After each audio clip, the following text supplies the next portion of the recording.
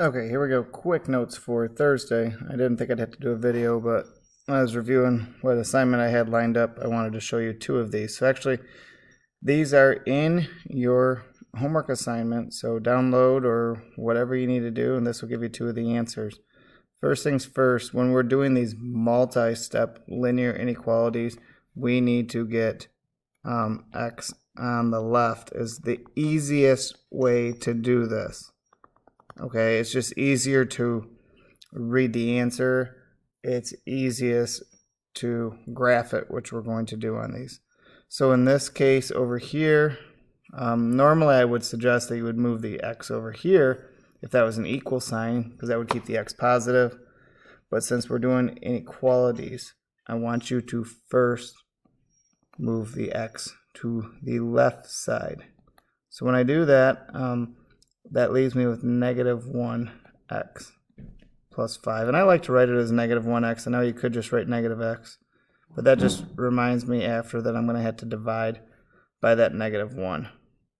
Okay, and that everything else drops down. Okay, now I subtract 5 from both sides. Negative 1x. That's an x. Is less than or equal to negative 15. And now when I divide by negative 1, remember, your sign flips, and I always circle to help me remember. So my solution ends up being x is greater than or equal to 15. Okay, we're not going to do the interval notation this year.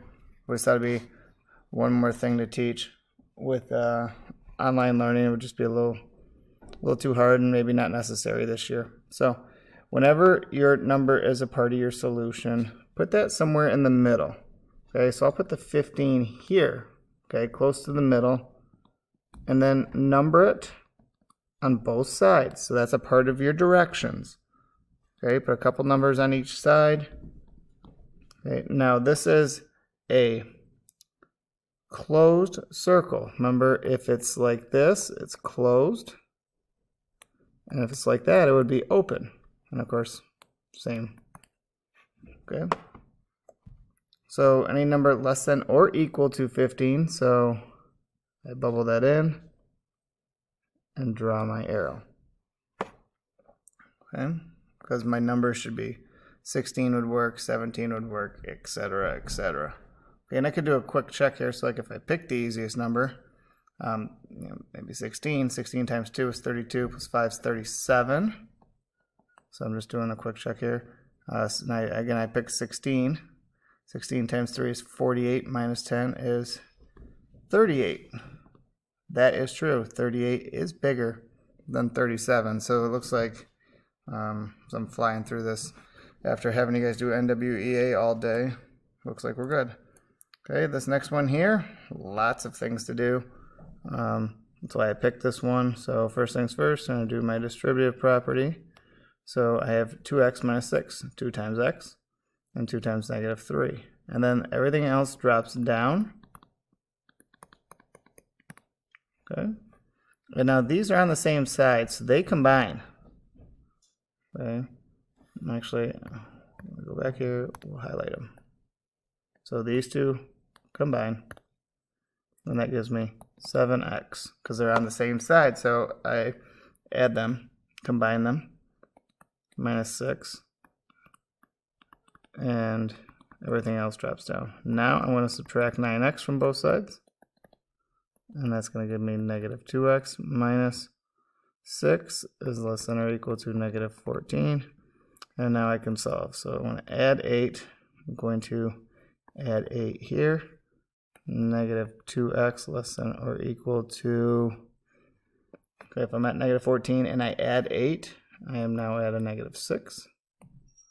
Divide by negative 2. Divide by negative 2.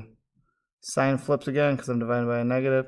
X is greater than or equal to 3. So come over here and put 3 in the middle. 2, 4, 5, 6, 1, and 0.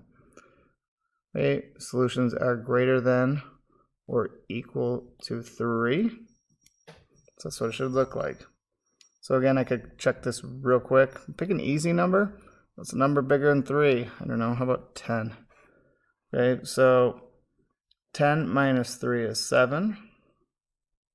Times 2 is 14. So I got 14 there. Plus 10 times 5. Also plus 50. So that's going to be 64 on this side.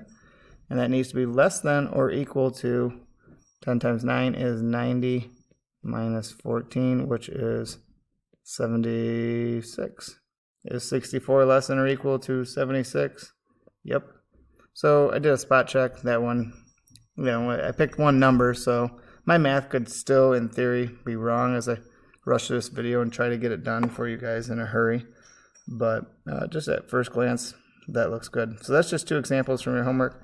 Your homework's 1 through 10. Remember, you don't have to do the interval notation, but you do have to graph them. Okay, 1 through 10. I already did 6 and 7, so copy them into your notes, upload, and that's it.